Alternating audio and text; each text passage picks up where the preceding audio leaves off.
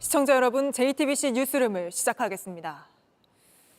김진표 전 국회의장이 회고록에서 주장한 윤석열 대통령의 이태원 참사 발언이 하루 만에 새 국면을 맞았습니다. 김 전 의장이 왜곡한 거라고 대통령실이 반박하자 바로 오늘 민주당 박홍근 의원이 당시 김 전 의장으로부터 전해들은 걸 기록해둔 거라며 메모를 공개한 겁니다. 이 메모에 따르면 윤 대통령은 김 전 의장에게 JTBC 같은 좌파 언론들이 축제 전 사람이 몰리도록 유도 방송한 것도 의혹이라 한 걸로 돼 있습니다. 먼저 박 의원의 주장부터 보시고 하나하나 짚어보겠습니다. 박사라 기자입니다.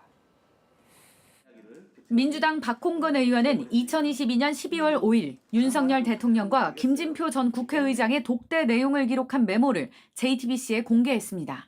의장이 정말 대통령이 큰일이다. 음모론과 배후설에 의해 사고가 있을 가능성을 조금이라도 생각하고 있다는 것 그 자체가 너무나 황당하고 너무나 큰일이라고 하는 그런 말씀을. 당시 원내대표였던 박 의원은 두 사람의 독대 이후 김 전 의장과 전화통화를 하면서 태블릿 PC에 메모를 했습니다. 윤 대통령이 이태원 참사가 우발적 발생이 아닌 특정 세력이나 인사에 의한 범죄성 사건일 가능성을 의심으로 갖고 있다고 적혀 있습니다. 그렇게 많은 인파가 모였다는 게 이해가 안 간다. 이런 언급을 했다는 것이었고요. JTBC와 같은 좌파 언론들이 그 축제 3일 전부터 사람이 몰리도록 그런 유도한 방송에 대해서도 의혹을 가지고 있다. 김 전 의장이 이상민 행정안전부 장관에게 사표를 받게 해야 한다고 건의하자 윤 대통령이 범죄성 사건인지 규명하지 않고 사퇴시키면 좌파들 주장에 말리는 꼴이라고 답했다고도 했습니다. 또 윤 대통령이 전 정권 때 임명된 이인재 용산경찰서장과 야당의 유착을 의심하며 참사의 책임을 전가하는 듯한 발언을 했다고 돼 있습니다. 본인이 용산서장을 아주 매우 심각하게 보고 있다.